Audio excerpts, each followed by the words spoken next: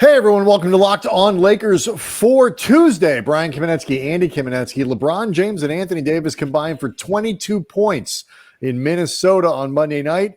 In related news, the Lakers lost. That's next.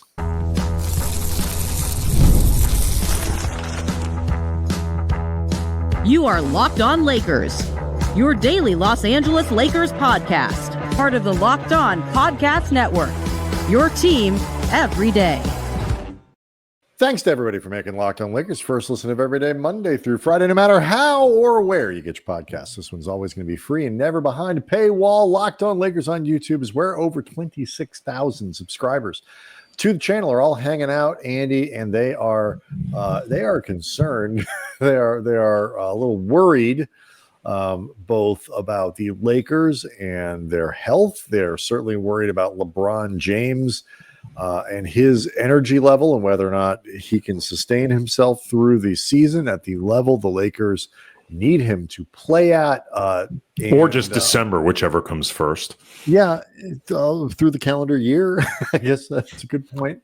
Through the countdown to, you might have heard, Brian, LeBron's turning 40 this year. It hasn't really been much of a deal made out of it, but he's turning 40. I have heard. Do want to let people know that today's Did you know it's season 22? It feels like it. It's brought to you by Game Time. Download the Game Time app, create an account, use code LOCKEDONNBA for $20 off your first purchase. We'll get some of the details of the game out of the way before we start talking about the big issues that the game raises. Certainly stuff that we will talk about going into Wednesday's show as well. The Lakers visiting Miami on Wednesday. This was going to be a tough game for the Lakers. We talked about it for Monday's show, Andy. Second night of a back-to-back, still short. In this case, Austin Reaves, in addition to the, Jackson Hayes and being thin in the front court as they have been for a while. But, worn down, played about 17 games in the last 5 days.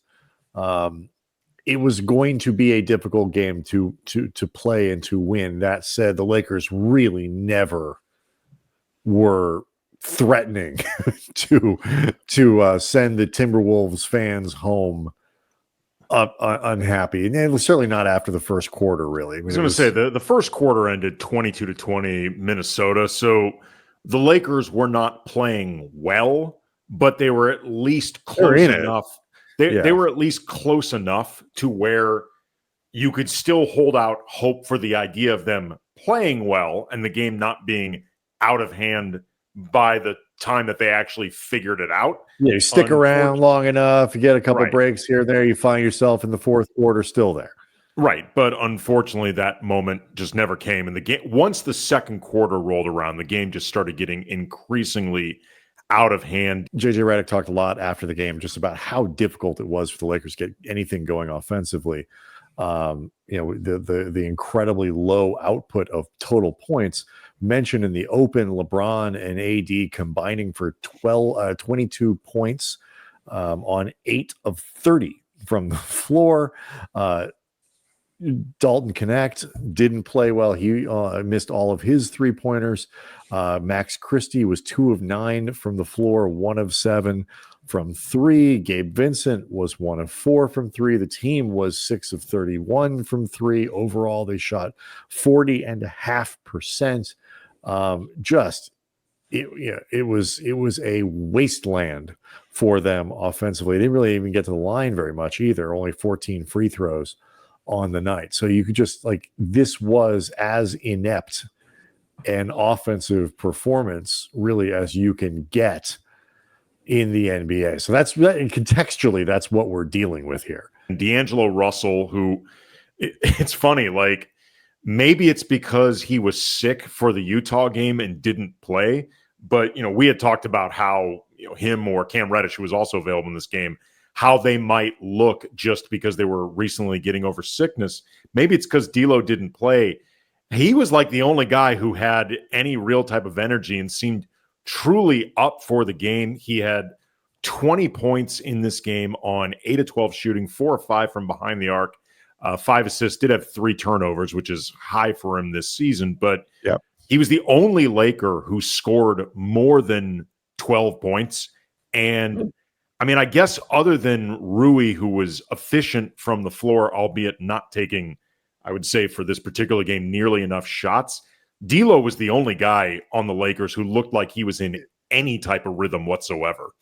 This was a game that was very much defined by the Lakers' inability to score. That was what JJ Redick talked about a lot after the game. Like, they were so disjointed and so stagnant offensively. And I get it. Like, to some degree, you're talking about a team that, again, has played a lot of basketball going back over the last week. You know, they played Tuesday and Wednesday, then they play Friday, then they play Sunday and Monday. Like, it's a lot of games. There is no universe in which the Lakers can possibly win when those two guys score 22. It's just they are not built for that. They are not built for that when everybody's around. We got into this in the preseason, Andy.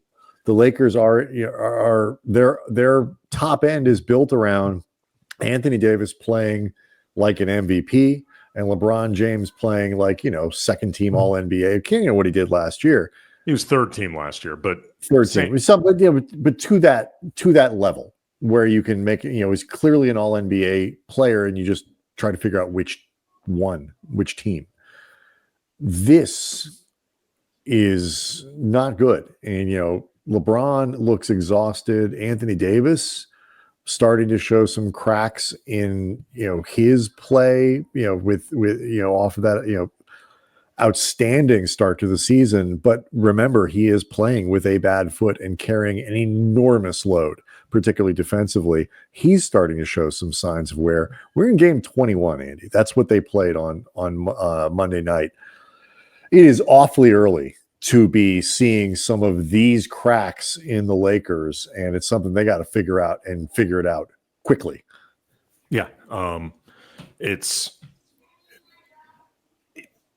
Anthony Davis. I feel like while his play the last couple games, he has not scored 20 points in 3 of the last 4, but I feel like not this game in particular, where he was not particularly good. I feel like in the other games, AD has at least been doing a lot of other good stuff. Like JJ Redick has pointed out, the facilitating that he's done in a lot of these games, the defense, stuff like that. Again, not taking away from tonight's game where AD just flat out was not good enough. And I agree with you that he is progressing in a way that feels like regression, and that needs to get flipped around. But LeBron is the guy right now that I want to focus more on LeBron. But just to clarify, I don't mean that AD is necessarily even playing, but I think a lot of what teams are doing is what Redick described, for the last couple of games, where they are forcing the ball to go somewhere else.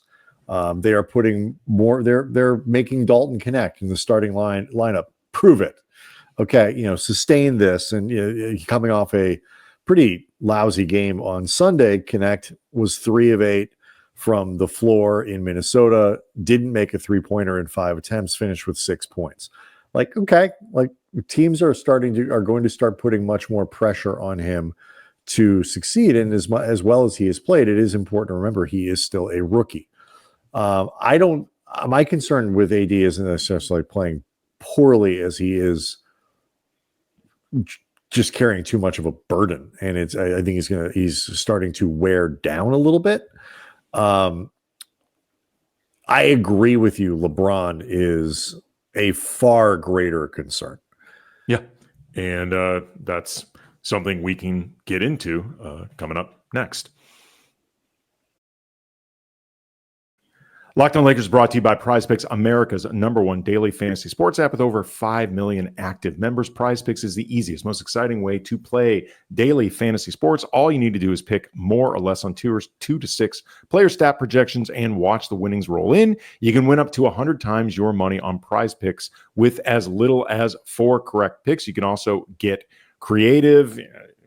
Do you think Steph Curry can get more than 5 3-pointers next week, or Giannis more than 30 points? Cook up hot takes with your friends and win real money throughout the basketball season when you and your crew run your game on Prize Picks. Prize Picks is the best way to get action on sports in most states, including California, Texas, and Georgia. The only real money daily fantasy sports platform with injury insurance, so your lineups stay in play even if one of your players gets injured, and you can collect your winnings in up to 15 minutes. So download the Prize Picks app today. Use the code LOCKEDONNBA to get $50 instantly when you play $5. That's code LOCKEDONNBA on Prize Picks to get $50 instantly when you just play $5. You don't even have to win to get the $50 bonus. It's guaranteed.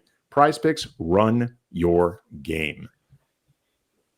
Locked On Lakers also brought to you by Game Time. I love taking my kids, my boys especially, to live sporting events. We particularly like to go out to LAFC. We like to see the Galaxy. I've taken my little one to see Angel City FC. She's just starting to play soccer, so getting into all that stuff, and thought it was really cool to see the women play, and it happened to be Hello Kitty night, which she really liked too, and there was snacks. So all in all, a great night, and you can do all this stuff with Game Time, and that's how we get into the building. We watch tickets, we see where they're going to be, and we get the price that we need to be able to go and have fun at an event without breaking the bank. And as a dad, I like to be able to see exactly how much a ticket is going to cost. And I can do that with all-in pricing, a great feature on Game Time. I like to be able to see where the seats are and show the kids what the field is going to look like so they know where they're sitting and what to expect, because kids like that kind of thing. I can do that with seat views, and I always know I'm going to get the lowest price because, well, Game Time guarantees it. So here's what you need to do. You got to go download the Game Time app. You create an account, use the code LOCKEDONNBA for $20 off your first purchase. Terms apply. Again, create an account and redeem the code LOCKEDONNBA, LOCKEDONNBA, for $20 off. Download Game Time today. What time is it? Game Time.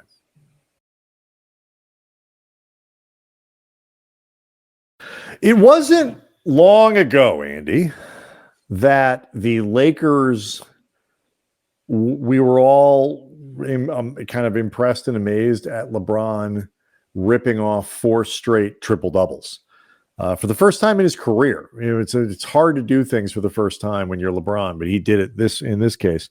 So it's not like LeBron hasn't had stretches where he played well this season, because he has.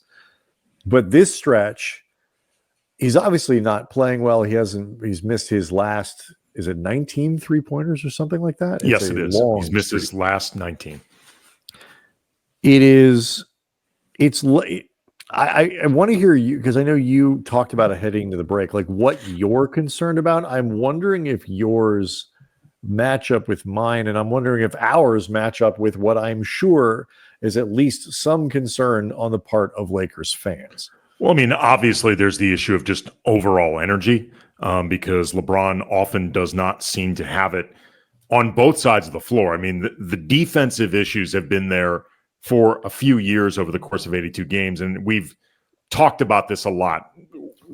Whether you accept this as a thing the Lakers should be, I guess, accepting of with a max player and what that means in terms of the way your roster can or cannot be structured, this is priced in by now. Like, you know that this is something with LeBron, but his ability to shape offense and generate offense has always been the thing that's offset it. And you mentioned the three-point percentage, which has just been dropping dramatically over the last handful of games. But I'm growing more concerned about LeBron's inability to finish and to work around the rim. And right now, he is currently shooting 68% in the restricted area, 61% over the last 5 games, and making 54% of his layups, and 53% over the last 5 games. And I know we've acknowledged before that LeBron has had slow starts as a finisher over the last couple seasons, or slower by his standards, and it's picked up and something to be mindful of. Okay. Except if you look at his pre-All-Star numbers over the last 2 seasons, in the restricted area in 2024, the 2024 season, pre-All-Star break, 70%. So down from there, 76%, 2023 season. Layups, 62% in 2024, 67% in 2023, all the pre-All-Star period. So he's lower even by those standards of acknowledging slow starts. Right. Per Basketball Reference, LeBron is shooting 69% from 0 to 3 feet. He is 74% on his career, 76% as a Laker. So again, even acknowledging if you want to get into that pattern of slower starts, this is bad even by those standards. And if you're looking at LeBron struggling from behind the arc and not the finisher that he has been over the course of his career, and whether you think it's fair, unfair, whatever, not getting to the line the way that he used to, and turning the ball over, he starts becoming a radically together a lot of ands there. Right. I mean, he starts becoming a radically different and less effective offensive player. He still can come up with passes that are brilliant, even while turning the ball over. Like, he's still a guy with incredible court vision, and that part of his old man game will last forever because it's just a blessed thing. But pretty much every other part of his offensive game right now is well below his standards and looks like a byproduct of extreme fatigue and age, if I'm being honest. No, I agree. And what really differentiated last year in terms of opening up the floor and allowing him to play at that remarkable level, and he really was one of the best players in the NBA. I'm not saying the best player, but one of the best players in the NBA over the course of, certainly the second half of the season, the last 4 months, whatever you want to call it.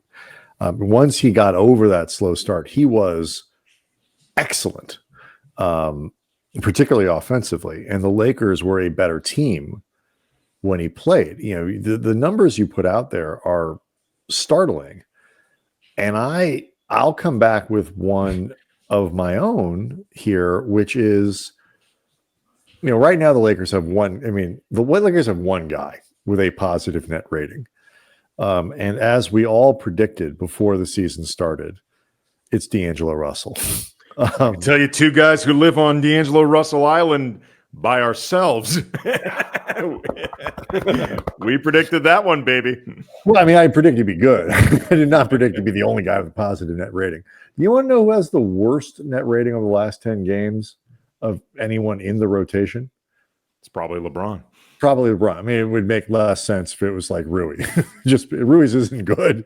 But yeah, just contextually, we're talking about LeBron here. LeBron James, the Lakers are 14.5 points worse with LeBron on the floor.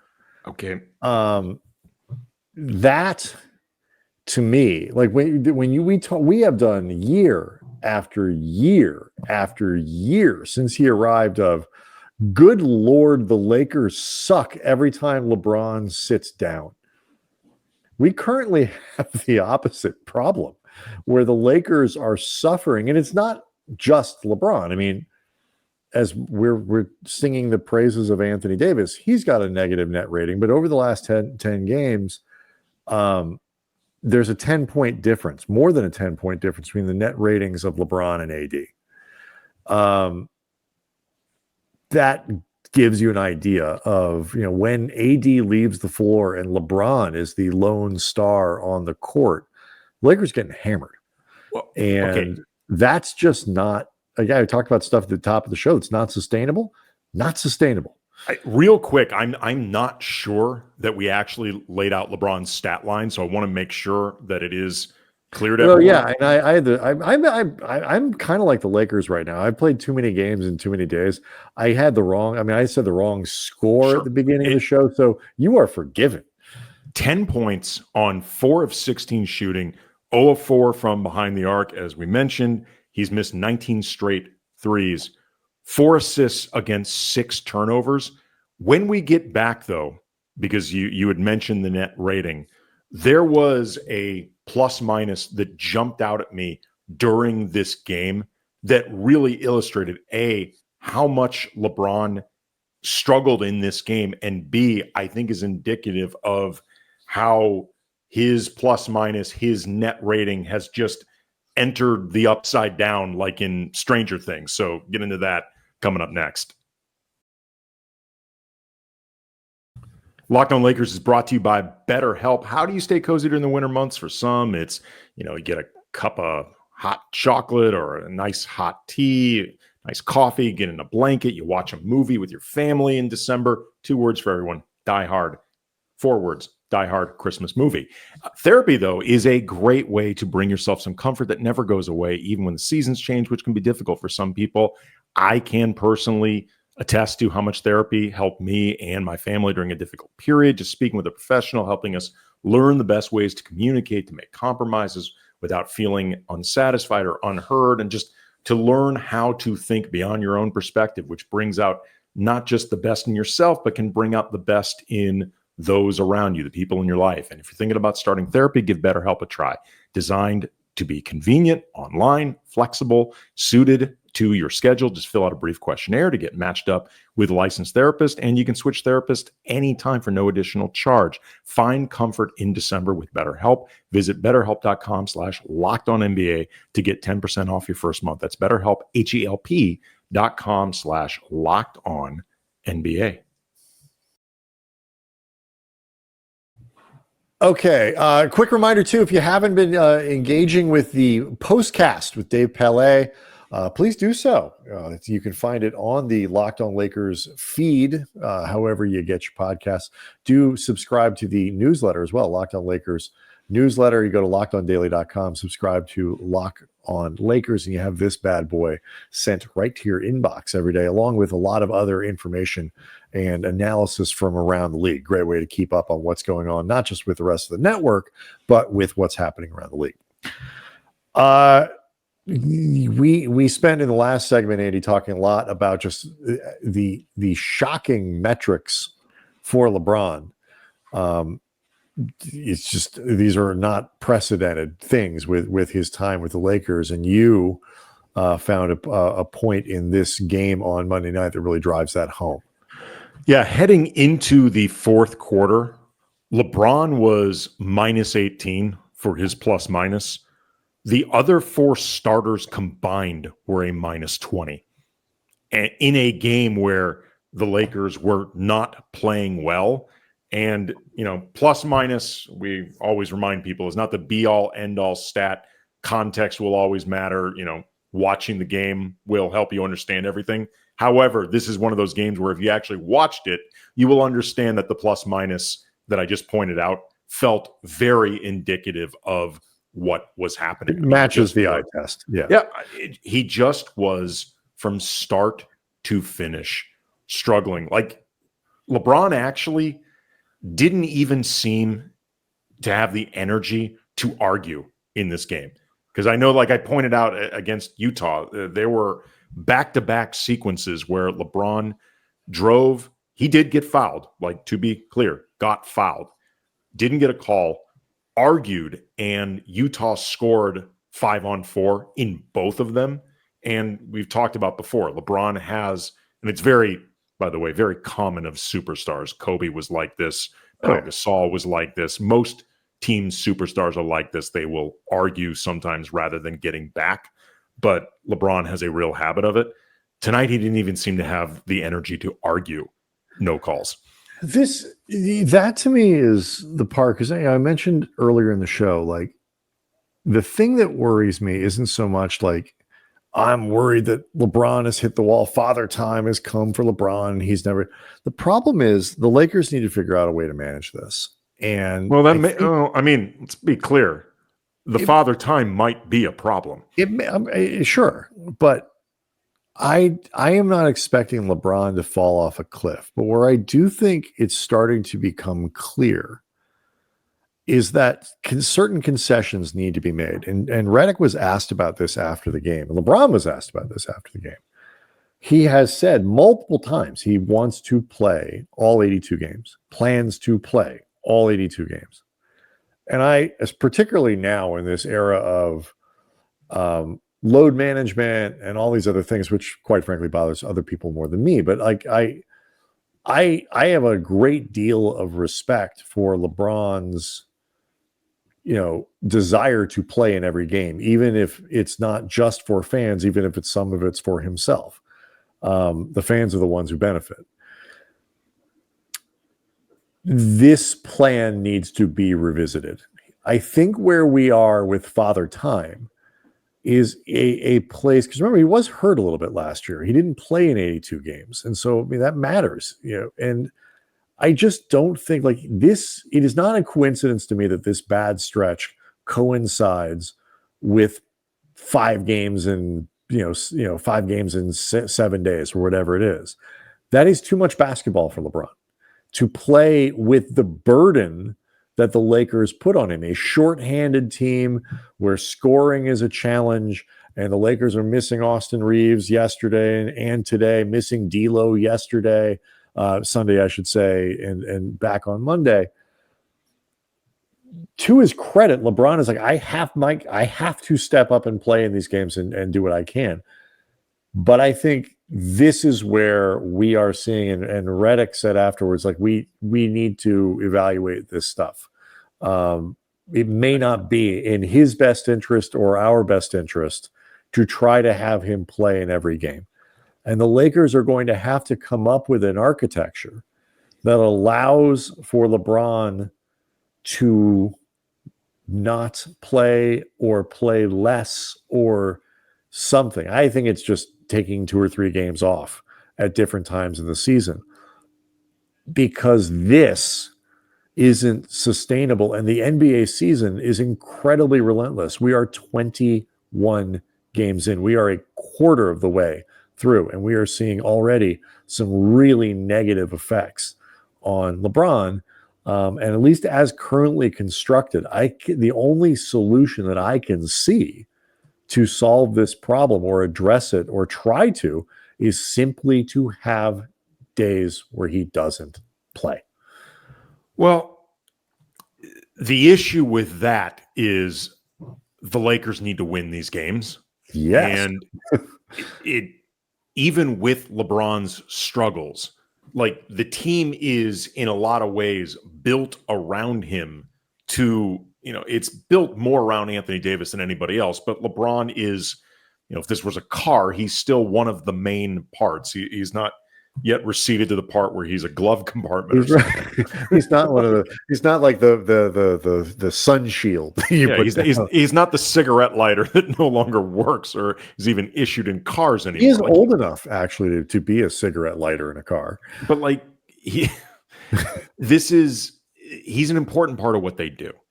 So at the very least, what they're going to need to do, if he's not going to sit games, forget whether or not LeBron will agree to it, because they decide we can't afford to have him miss games altogether, they may need to figure out a way for him to play 24, 25, 26 minutes. And that's where you cap it. You set his rotation that way. And try to recuperate some energy that way. It's maybe that's the right way. But it's this. But the problem is, to your point, though, they are built around LeBron. They are constructed. They are dependent on Anthony Davis. I opened the show with this. They are dependent on Anthony Davis playing at an MVP level and LeBron playing at an all-NBA level, because the rest of the infrastructure in this team, they do not have depth, particularly when Vanderbilt's hurt and Wood is hurt and now Jackson Hayes is hurt. They have to play really small, and that hurt them on Monday against Minnesota. Minnesota found ways, because Rui is not a bruising big body, it plays, in a physically intimidating kind of way. He's not a good defender. And so you have LeBron. The only front court guys you have other than LeBron or other than AD are LeBron and Rui Hachimura. Neither of whom can defend anyone right now. And then the rest of the guys are all little. And so you're put in these terrible positions. They are built for these guys to have to be their stars, to have to be outstanding, to have a chance to compete at a high level in the Western Conference. But if LeBron can't do that, then the sort of LeBron centrism of the team, it actually hurts them that they're so dependent on LeBron if he's not going to be able to perform at the level. They are better off potentially sacrificing certain games or whatever it might be for the bigger picture of having LeBron be better when he plays than trying to muddle through this. Like, maybe, look, there's going to be a little bit of break with the IST where like the league stops for a minute or two and maybe he can kind of get his feet back under him and push through this and something that's different than what he's used to. Maybe he can do it. But I think the Lakers are going to have to be proactive about it. They're going to have to be proactive. Look, we'll see where it goes. I don't want to say prisoner of the moment because this has been a pretty long moment, and it's not like, at the very least, this is not something I was concerned about, not just heading into this season. It's something I've been concerned about with LeBron the last couple seasons, just the idea that at some point your body stops cooperating. Right. And, Or at the very least, remember you have to prepare for it. You have to prepare for the possibility. Look, I mean, to put this in perspective, when you and I, and we can quit after this, but when you and I covered the Lakers for 3 seasons for The Athletic, I believe our either first or second season was LeBron's first one. I wrote a piece, I believe the very first piece I wrote in the LeBron era was a piece about the need to monitor LeBron's minutes. Yeah. That was in 2018. We are almost in 2025. Yeah. So this isn't something that should be sneaking up on anybody. I think to be honest, whether you're talking about, I think at times media, whether you're talking about, I think the Lakers organization, maybe the players themselves, there can sometimes be a lack of acceptance or acknowledgement that this can be a thing because you don't want to be the guy that doubts LeBron and looks stupid after saying this. And then all of a sudden people have the receipts and freezing cold takes and whatever. But I guess I'll take that risk. But the reality is right now, it is looking like it's going to be more of, at the very least, a struggle for LeBron to overcome, assuming he can. I think there's space, and we'll talk about, we'll carry this conversation. I want to hear what you guys have to say about this. Leave questions, leave comments. We can talk about this, like what you think this is with LeBron and what you think. So there is a lot of space between the wheels fall off instantly and, sort of a slower decline where it can be managed, but some concessions need to be made, some accommodations need to be made. Similar to how I said, the Lakers need to prepare as if Jared Vanderbilt's not going to play a minute this season, and then just be happy when he does. The Lakers need to be prepared for LeBron to need more intervention, more time off, whatever it might be, so that he can be maximized. And if he's able to kind of get his feet back under him and get on a good streak, like, okay, great. But they have to prepare for it. And so let's talk about this for Wednesday's show. Again, Locked On Lakers on YouTube. Leave us questions, leave us comments. LockedOnDaily.com. Sign up for the newsletter. Listen to the postcast. See everyone tomorrow.